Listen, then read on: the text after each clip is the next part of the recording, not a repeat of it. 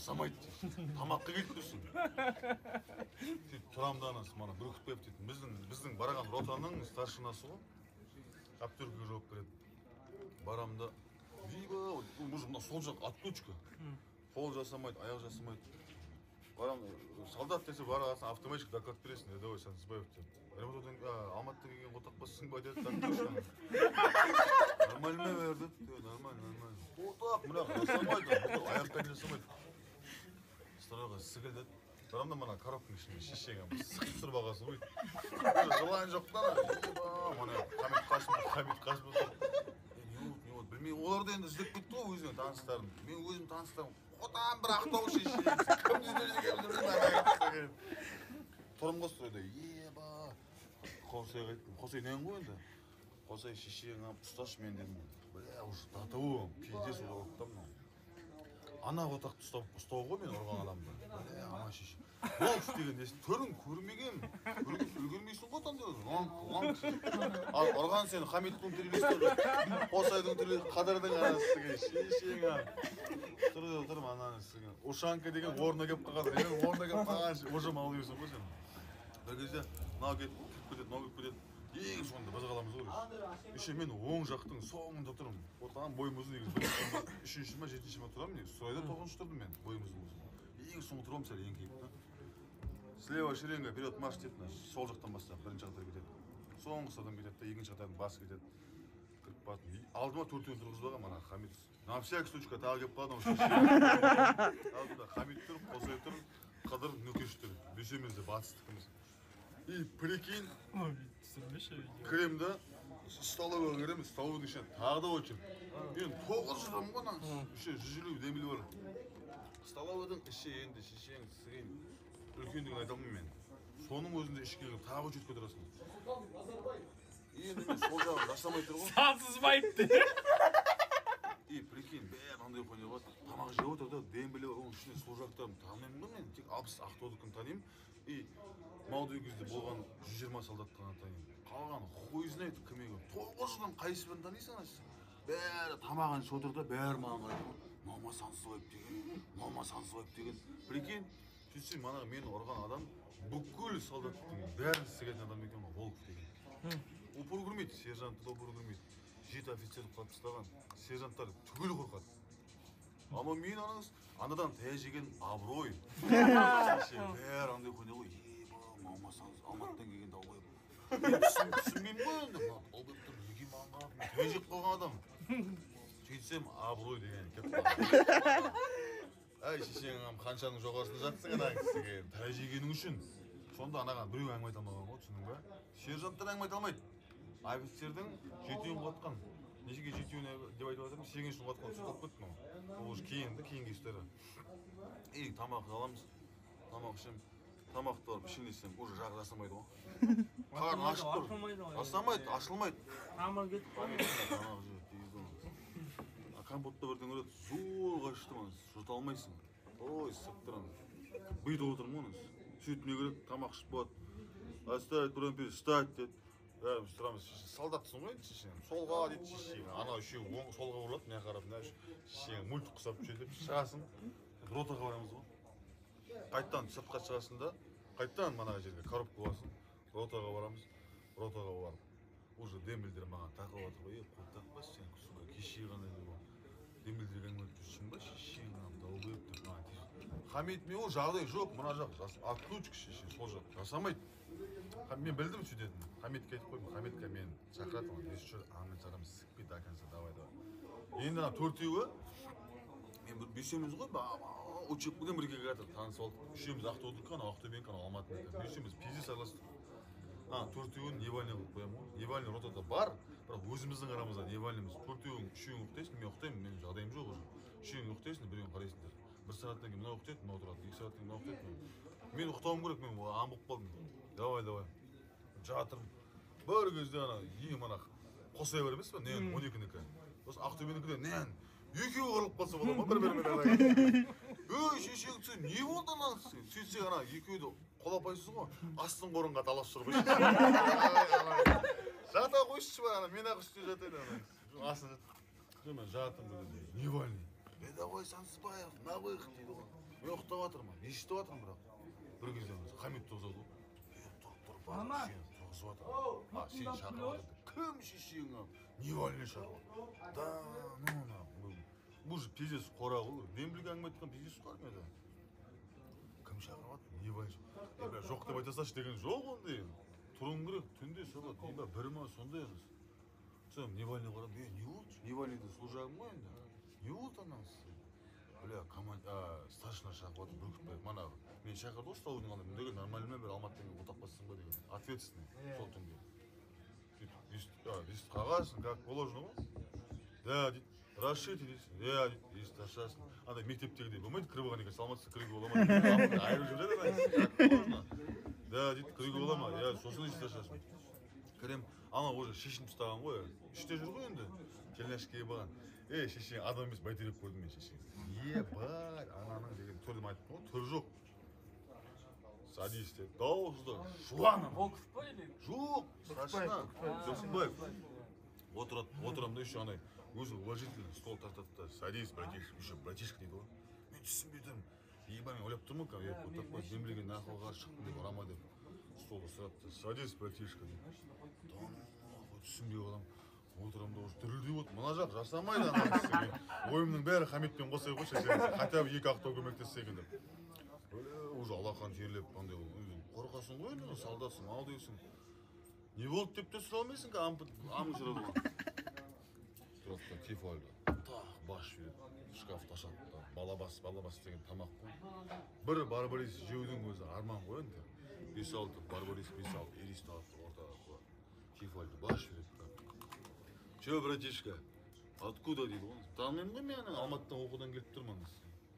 Ақтау дейсің, адайсың ба деді, никак нет, кіші сөзім бірақ алашамын. Шешегінің намы деді. Так точно, господин. Бір кезде тұрады да қолын береді ғой, қолын сол кезде көрдім, анау шешегінің намы ғой, анау ешектің тұяғы ма бірдеңе ма, танағы өсіп кеткен тұяқтар бар ғой анаңыз сауды, дәл сондай ғой қолын ұқсады да. Сен неше служагың бар деді ғой? 900 дейді. Сенен басқа неше адам дейді? 899 ғой енді? 899, господин. Қойш деймін, 899-дан Алматыға Қарамерге неше күн кеттің дейді? 33. 899 минус 33 дейді. Мен жасамайды ғой шешем. Бүйтіп отырсың ғой столдың астында қолың былай ғой. 700 бірдеңе болады жаңды. Астанада қалған неше служагың бар дейді? 700 бірдеңе деймін ғой. 700 бірдеңе служагың, лох сен дейді. Мен түсінбеймін, түнгі 2-де оятып алған, өзің амың шығып жасамайды анаңыз деген. Амал шақырып математика сен мектепте оқымаған заты қойшы. Столдың астында бүйтіп отырсың ғана, еще келмейді қойшы, бля, 300 бет тапқан қойшы. 700 пәленше служаның сен, лох дейді ғой. Еба, нахуй айтып. Сөйтсем, біреуі демліге қарсы шықпаған, сіккен кезде болды, бәрі беліп тастаған да, түсінің ба? Бәрі сен сияқты қарсы шықпады деп тұр ғой. Мен жалғыз өзім қарсы шыққан деп. Красавчик, братчика деп қолын береді ғой. Шай қуат, шай аншат. Мә, шеші. Аяқты бүйтіп, қалай старшина да қойшы. Әңгіме айтып отыр, старшина ғой, армия көрген. Сөйтіп шығам, бля, 1 сағат болып шай іштік. Түнде, шығам, өзі старшина айтып тұрман. Қадем білдір сені, сигарет. Да ну нахуй, ішінмен құттағым жемен, Волковтан тәйе жегенмін, сігемін өзен анайыз. Сұртта шығам болды, сігіл деді, отбой деді. Болды, старшина кетіп қалам. Есіктен шығам, есікті жабысам шеше, Хамитті төбелесіп отыр ғой шеше. 4-еу алған ғой, 4-еу, бля, 5-6 жабысып кеткен. Да ну кіріп барам, батыр-потыр, үш анай. Үніңді шығармай төбелесесің ғой. Үнің шығарсаң старшина естіп отырсыз сігеді ғой шеше. Дембіл-пембілмен басып кетеді ғой шеше. Грейдер бана кісі. Трамвайын шешең алып. Бар шеше. Амашы тәжік қылып. Жігіттер айттым ғой мен көрші. Отбой шеше. Таңертең төбелесеміз, жалғастап. Мен жасамай тұрмын мына жағында. Жатандан танымаймын дембілдер. Көрейініз. Таңертең болады. Подъем болады рота, подъем завтракқа кетеміз. Андай қойдай ғой. Мана қырып-қырып тұр ғой бүйтіп очередьте. Сансыз бап сен, Волковпен төбелес, сігеді ол сені. Амир көреді, далбайып, Волков бәрін ұрған. Сержанттарынан қорқпайды, жеті офицер ұлатқан ол, далбайып сен кіммен төбелес? Еба, көрген танысым сөйтеді ғой. Мен морален сынып қалам ғой. Мен армиядан қайтамау шешең. Шешең, увольнение жасамау шешең. Көрген адам сөйтеді ғой. Сөйтсем ана, действительно, 2 адам болған, біреу РМТ-да, көзі қисық, қабағы жоқ, көз жоқ болғанда қисық та, борец. Бір саусағы қисық болған. Сол Алматынікі, мана Волков мен ұрғаным, ол да Алматынікі. Далбайып болғанда енді Алматы сықпейді ешкім. Сержанттың бәрі қорқады. Түгел қорқады, спортсмен, хорош. Шешеңім. Мана ойыншық болып қалды оңасында. Волков, оны орыс қой. Анау Берсүгіров па бірдеңе. Берсүгіров пеш өтіреді. Бірден келеді. Енді мен моральный сынам ғой. Енді сұрайым ғой, ол қай ротада шешең десең. 6-ға түспеу керек еді. Енді біз Алматыдан келген жатырық қой, 33 бала ғой. Біз 33-те шашады уже. 4-5 баланы 6-ға жібереді, 4-5-ін 7-ге жібереді. Бір кезде сержант Балапанов, әр ротаның сержанттары келеді да, өзінің спецификасын қарап алып кетеді балдарын. Балапанов дейді, мен очып кетеді сержантым біреді. Шешеңам, Сансызбаев, сен мендесің, бірдеңе деді да. Старшина қай рота десім? 6 дейді. 6-да манағы болып. Старшина мен қайтам деді. Қайқа қайтасың? Үйге қайтам шешеңам. Сықпет, тоқылдақ болсам да қайтам дедім шешеңам. Анасын сізген, Волковтың анасы, армия емес, Волковтың анасы. Қорқып тұрмын ғой енді, анау, даты ғой андай қылып тұстағын ғой. Далбай, Волковтың төлеші, сігеді ол сен. Анау да айтым, бәрі айтып та маған. Қайраты алды дейді оны. Иман тілерін сұрады.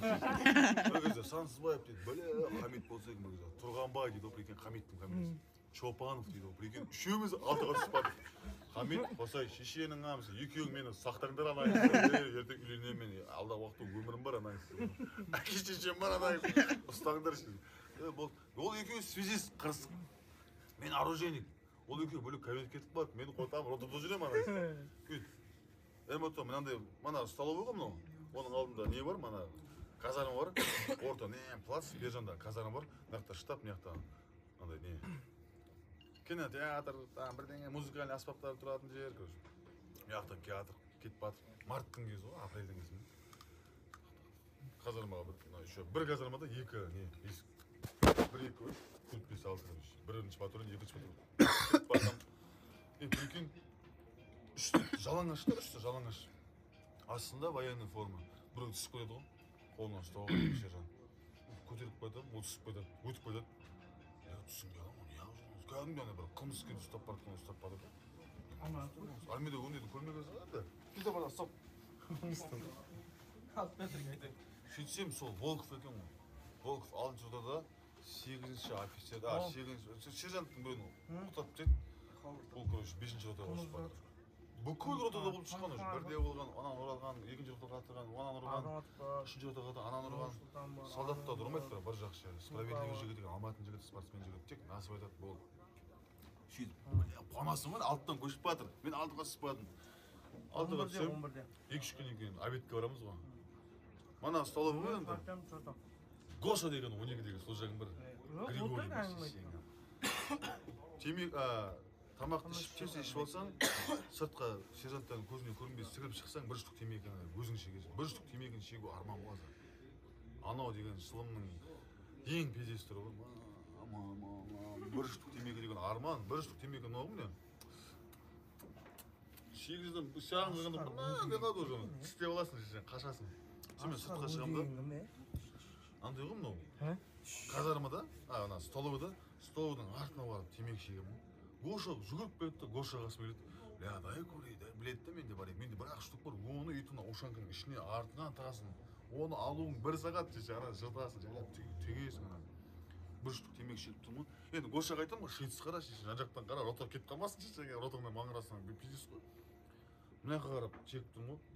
Бір кезде шегіп тұрмын, енді жарыстан Гошаның түрі жүріп кетті ғой. Гоша не болды деп? Гоша не болды деп? Көзі бетіп кеткен ғой, маған қарап тұрды ғой, артына қарап тұр, шетсіз қарап тұр мен артына. Шет тұрғанда енді артына қарайым деген ой келеді да. Берген артына мынандай қойды ғой. Шешеға ду қышып кеткен ғой жаңа шешеға. Темекіні тартқан есімде ғой. Артына қарасың, Волков тұр ғой шешеға. Фамилия деді да, сасқанма, Волков дегенсің ғой. Долбоеб-то шапалап кетті. Я, Волков, ты кто дейді оны? Мен іздеп таба алғам ғой шешең. Сап-сары орыс кәдімгі. Еба, шешең амалайсың, пәшкін. Ашып айтып алған, мана мен тәжегім болған. Неше ай өтіп кетті арада. Емді көріп тұрмын да.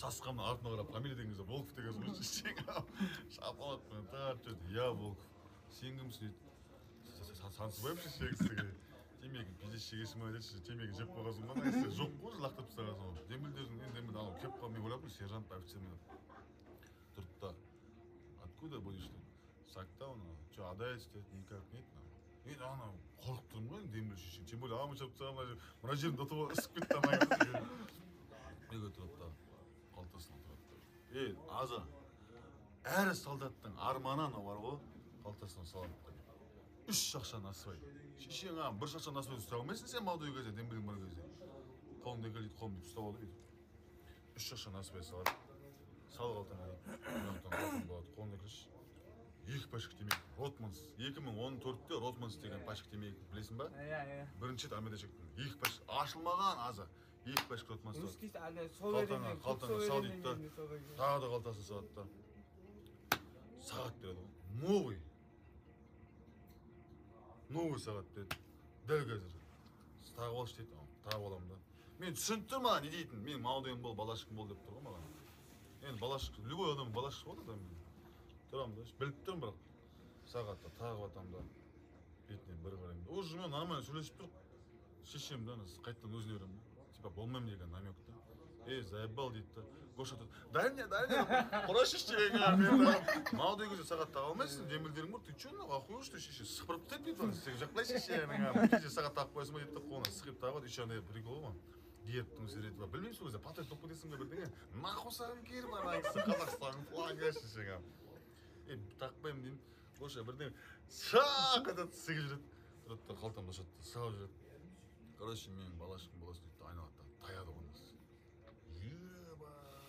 не істеймін азы Гоша тұра тұр дедім бір штук темекі шегіп алып пачка темекі шегу арман ғой қайрат бір темекі шегу армандар бля видеода жоқ қой шешеге телефон түсірші анаңды шыршырды ашамын енді ананың балашкасы болсаң саған ешкім тимейді түсіндің ба бірақ ертең армиядан кетіп олар кетеді ғой 6 айдан кейін уже хуйня қалды 3 ай қалды олар кеткеннен кейін маған қиын өзімнің арамда сен кезінде таяқ жеген жоқсың отатпас пошел нахуй деп ақой жерде маған достық болмай қалады мен соны ойлап тұрмын ғой сонымен тұрамын да енді істеймін жоқ десем таяқ жеймін я десем өзімнің келешегімді ойлауым керек сөйтіп жатамын ротаға барамын прикинь ол 5-ке қосады 5-тен бір 8-ші офицер ұрады да талып қалады анау жазып жібереді ғой сотталып кетті ғой уф дегенсің ғой шеше сот шықпасыншы анаңыз 7 ай жатаршы ана 8 айға сотталсыншы анаңыз сіз Волковпен сондай танысқанбыз темекі насыбай